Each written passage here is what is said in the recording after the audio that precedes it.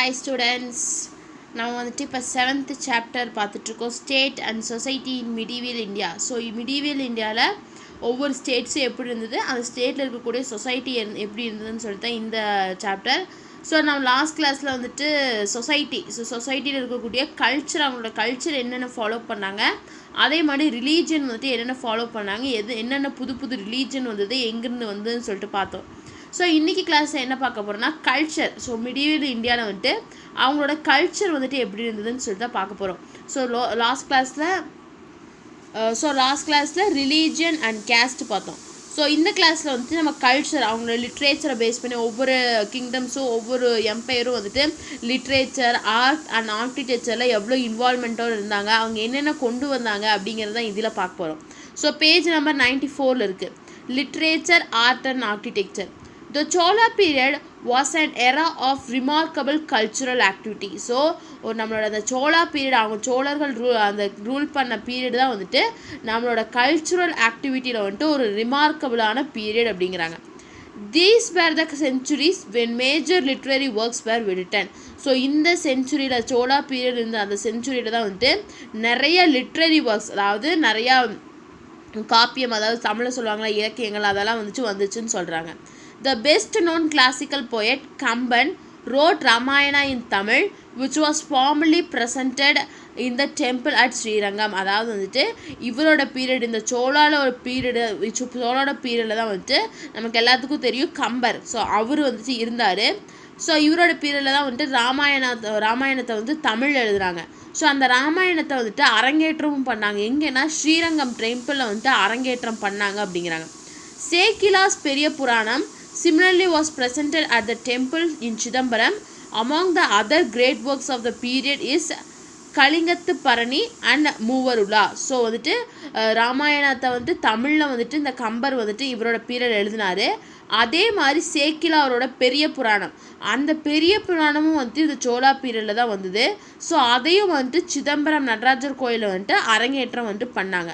So இந்த ரெண்டும் இல்லாமல் இன்னும் கிரேட் ஒர்க்ஸ் என்ன அப்படின்னா இந்த பீரியட் வருது கலிங்கத்து பரணி அண்ட் மூவருலா. ஸோ இந்த ரெண்டு எப்பிக்குமே வந்துட்டு ரெண்டு புக்ஸுமே வந்துட்டு இந்த பீரியடில் இருந்தால் ஒரு மேஜரான, இந்த பீரியட் இருந்தால் ஒரு கிரேட் ஒர்க் அப்படின்னு சொல்கிறாங்க. ஸோ சோழா பீரியடை தான் வந்துட்டு நம்ம ஒரு ரிமார்க்கபிள் கல்ச்சுரல் ஆக்டிவிட்டி, நம்ம ஹிஸ்ட்ரியிலே வந்துட்டு ஒரு ரிமார்க்கபிள் கல்ச்சுரல் ஆக்டிவிட்டி எது அப்படின்னா இந்த சோழா பீரியட் தான். ஸோ இவங்களோட செஞ்சுரிஸ், இவங்க ரூல் பண்ண அந்த பீரியடில் வந்துட்டு நிறைய லிட்ரரி ஒர்க்ஸ் வந்துட்டு எழுதுனாங்க. So best classical poet Kambar வந்துட்டு ராமாயணத்தை வந்துட்டு தமிழில் எழுதினார். ஸோ அதை வந்துட்டு ஸ்ரீரங்கம் டெம்பிளில் வந்துட்டு அரங்கேற்றம் பண்ணாங்க. ஸோ அதே மாதிரி சேக்கிலாரோட பெரிய புராணம், அதையும் வந்துட்டு சிதம்பரம் நடராஜர் கோயில் வந்துட்டு அதாவது அரங்கேற்றம் பண்ணாங்க. ஸோ இந்த ரெண்டு ஒர்க் இல்லாமல் இன்னொன்று கிரேட் ஒர்க் அப்படி என்னென்னா கலிங்கத்து பரணியும் மூவருலா. ஸோ இந்த ரெண்டும் தான் வந்துட்டு இந்த பீரியடில் வந்துட்டு ஒரு கிரேட் ஒர்க் அப்படின்னு சொல்கிறாங்க. The monumental architecture of Cholas is visible in the great temple of Tanjavur, Ganga கொண்ட Cholapuram and Darasuram, to name only a few. So இவங்களோட மொனமெண்டல், அவங்களோட ஆர்கிடெக்சர் எப்படி இருக்கும் அப்படிங்கிறது வந்துட்டு நம்ம இப்போ இருக்கக்கூடிய தஞ்சாவூரில் இருக்கக்கூடிய டெம்பிள் பிரகதீஸ்வரர் டெம்பிளை வச்சு தெரிஞ்சுக்கலாம். அதே மாதிரி கங்கை கொண்ட சோழபுரம், தாராசுரம், ஸோ இது எல்லாமே இவங்க ரூல் பண்ண பிளேசஸ்லாம். ஸோ அவங்க எவ்வளோ ஒரு ஆர்கிடெக்சரல் ஆர்ட்டோட மைண்ட்லேயே வச்சு எப்படி அந்த தஞ்சாவூரில் இருக்கக்கூடிய ஸ்டாச்சூஸ் எல்லாம் கொண்டு வந்திருக்காங்க அப்படிங்கிறது வந்து நம்ம தஞ்சாவூரே ஒரு பெஸ்ட் எக்ஸாம்பிளாக வச்சுக்கலாம் இவங்களோட ஆர்கிடெக்சருக்கு. Stone images were sculpted on the temple walls and pillars. So stone இமேஜஸ்னால் வந்து அந்த டெம்பிளில் இருக்கக்கூடிய பில்லர்ஸ்லேயும் வால்ஸ்லேயும் வந்துட்டு நிறையா இமேஜஸை வந்துட்டு செதுக்கியிருப்பாங்க. அதான் வந்துட்டு ஸ்டோன் இமேஜஸ்ன்னு சொல்கிறாங்க. Bronze images of great beauty and artistry were made by the lost wax process. So அந்த டெம்பிள்ஸில் இருக்கக்கூடிய இல்லாட்டி எங்காச்சும் இருக்கக்கூடிய அந்த பிரான்ஸ் இமேஜ், அதாவது செம்புனால் ஆன இமேஜஸில் வந்துட்டு ரொம்ப அழகாகவே பண்ணியிருக்காங்க. ஸோ எந்த ப்ராசஸ் மூலிமானா லாஸ்ட் வேக்ஸ் ப்ராசஸ் மூலிமா பண்ணியிருக்காங்க. The best known of them is the ionic representation of Shiva as Nataraja performing the cosmic dance. So அதில் பண்ணதுலேயே ரொம்ப ஒரு அயனிக்கான தனித்துவமான ஒரு ரெப்ரசன்டேஷன் என்னென்னா சிவனோட நடராஜாவை அவர் வந்துட்டு டான்ஸ் பண்ணும்போது அதை பெர்ஃபார்ம் பண்ணுற மாதிரி அதோட ரெப்ரசன்டேஷன், அதாவது அந்த இதை வந்துட்டு கொடுத்துருப்பாங்க. ஸோ இமேஜாக வந்துட்டு அதை சிலையாக வந்துட்டு வடிவமைச்சிருப்பாங்க. ஸோ அதுதான் வந்துட்டு பெஸ்ட் நோன். இதில் இருக்கக்கூடிய எல்லாத்துலேயுமே ஒரு பெஸ்ட்டான இது எது அப்படின்னா அந்த நடராஜரோட சிலை தான். A distinct Islamic culture traditional developed in India with the establishment of Muslim Rome. So இதெல்லாமே வந்துட்டு சோழா பீரியட் நடந்தது. ஸோ சோழா பீரியடில் தான் வந்துட்டு ராமாயணம் வந்தது, பெரிய புராணம் சேக்கிலாரோட பெரிய புராணம் வந்தது, கலிங்கத்து பரணி வந்தது, நெக்ஸ்ட்டு மூவர் உலா. ஸோ இது எல்லா லிட்ரரி ஒர்க்ஸும் இவங்க பீரியடில் தான் வந்தது.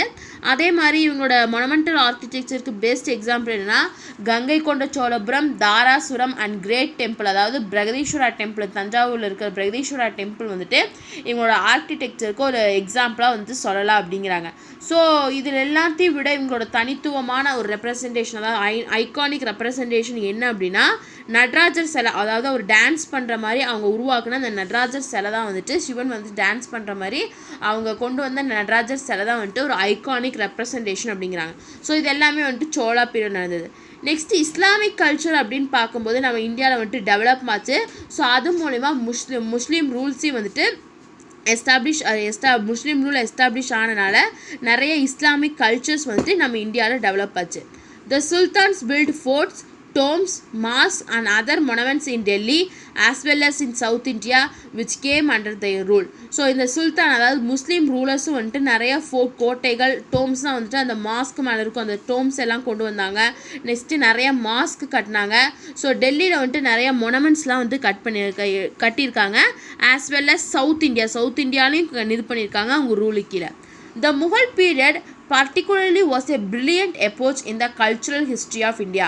ஸோ இந்த முகல் பீரியட் பர்டிகுலராக வந்துட்டு எதுக்கு வந்துட்டு ரொம்பவே ஃபேமஸ் அப்படின்னா அவங்களோட கல்ச்சுரல் ஹிஸ்ட்ரிக்கு வந்துட்டு நம்ம இந்தியாவில் இருக்கக்கூடிய கல்ச்சுரல் ஹிஸ்ட்ரியில் வந்துட்டு இந்த முகல்ஸ் வந்துட்டு ரொம்பவே famous. The Mughals were well known for their aesthetic values and were great patrons of the arts. So இவங்க ஆர்ட் ஃபீல்டில் ரொம்பவே நல்லா இருந்தாங்க. The left began numerous monuments in addition to constructing entire cities like Shahjahanabad, Delhi, Fatehpur Sikri Gardens, Mosque and Fort. So வந்துட்டு இவங்க left, அதாவது இவங்க விட்டுட்டு போனதுன்னு நிறைய மொனமெண்ட்ஸ் இருக்குது. ஸோ அதில் ரொம்பவே முக்கியமான என்னதுன்னா ஷாஜஹானாபாத் அப்படிங்கிறது டெல்லியில் இருக்குது, அது ஒன்று. நெக்ஸ்ட்டு ஃபேத்பூர் சிக்ரி அப்படிங்கிறது வந்துட்டு ஒரு கார்டன், இதான் வந்துட்டு ஃபேத்பூர் சிக்ரி ஃபோர்ட்டு. ஸோ அது நெக்ஸ்ட்டு வந்துட்டு மாஸ்க் அண்ட் ஃபோர்ட், இது எல்லாமே இவங்க விட்டுட்டு போனது. Decorative arts, especially jewelry with a set of precious and semi-precious gems for the items for personal use, flourished under the patronage of royal household and urban elites. அதாவது வந்துட்டு decorative arts especially இந்த முகல் பீரியடில் வந்துட்டு jewellery அப்படிங்கிறது வந்துட்டு ரொம்பவே எஸ்பெஷலாக jewellery அப்படிங்கிறது வந்துட்டு ரொம்பவே அதிகமாக நல்லா வந்துட்டு அது அந்த ஜுவல்லரிஸை பார்க்கும்போதே ரொம்ப அழகாக இருக்கும். அது வந்துட்டு ப்ரெஷியஸான ஜெர்ம்ஸ் தான் வந்துட்டு அதில் பதிக்கக்கூடிய கல்லை தான் வந்துட்டு ப்ரெஷியஸ் ஜெர்ம்ஸ்னு சொல்லுவாங்க.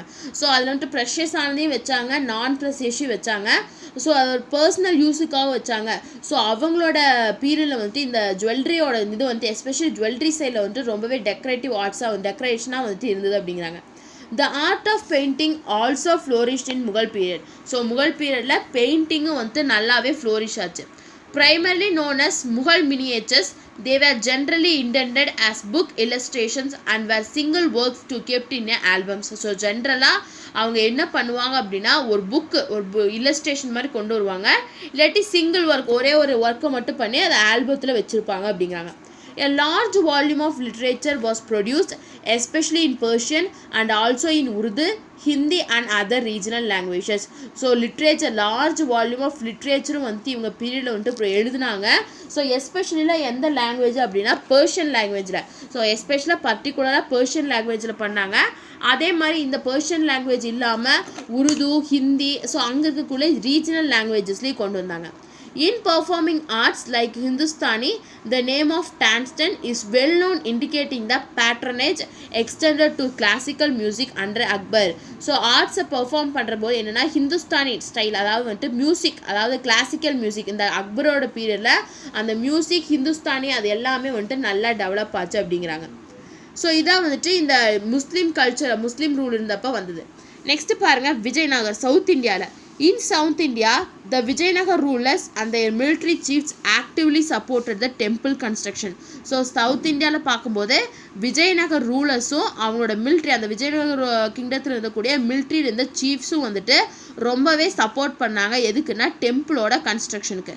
Many new temples were built by them. So நிறையா நியூ டெம்பிள்ஸ் வந்துட்டு அவங்க வந்துட்டு பில்ட் பண்ணாங்க, கட்டுனாங்க. Besides this, new structures like pavilions and halls with many pillars were added extensively to existing temples with elaborately carved pillars. அதாவது இதை தவிர இந்த டெம்பிள் கட்டுறதை தவிர அந்த டெம்பிள் கூட நியூ ஸ்ட்ரக்சரை கொண்டு வந்தாங்க. அதாவது ரொம்ப பெரிய ஹால் அந்த மாதிரி ஸ்ட்ரக்சர்ஸை கொண்டு வந்தாங்க. ஸோ அந்த ஹாலில் வந்துட்டு நிறைய பில்லர்ஸ் இருக்கும். ஸோ அந்த பில்லர்ஸில் வந்துட்டு நல்லா கார்விங்ஸ்லாம் பண்ணி எலாபரேட்டாக அந்த கார்விங்லாம் பண்ணி இவங்க கொண்டு வந்தாங்க. Art historians point to the distinctive style of the temple sculptures of Vijayanagar period. The intricately carved lofty towers or gopurams at the entry of the temples were all added during the Vijayanagar period. So in the Vijayanagar period la தான் வந்துட்டு டெம்பிளுக்கு முன்னாடி இருக்க என்ட்ரன்ஸில் இருக்கக்கூடிய கோபுரம் இல்லாட்டி லோஃப்டி towers அப்படிங்கிறது வந்துட்டு எல்லாமே வந்துட்டு டெவலப் ஆச்சு, ஆட் ஆச்சு. The walls of temples were embellished with paintings. So அந்த டெம்பிளோட வால்ஸ் வந்துட்டு பெயிண்டிங்ஸ்னால பண்ணியிருப்பாங்க. அந்த டெம்பிளோட வாலில் நிறைய பெயிண்டிங்ஸ் பண்ணியிருப்பாங்க. A large volume of religious literature, especially in Sanskrit, was produced under the patronage of Nayaks and the Vijayanagar rulers.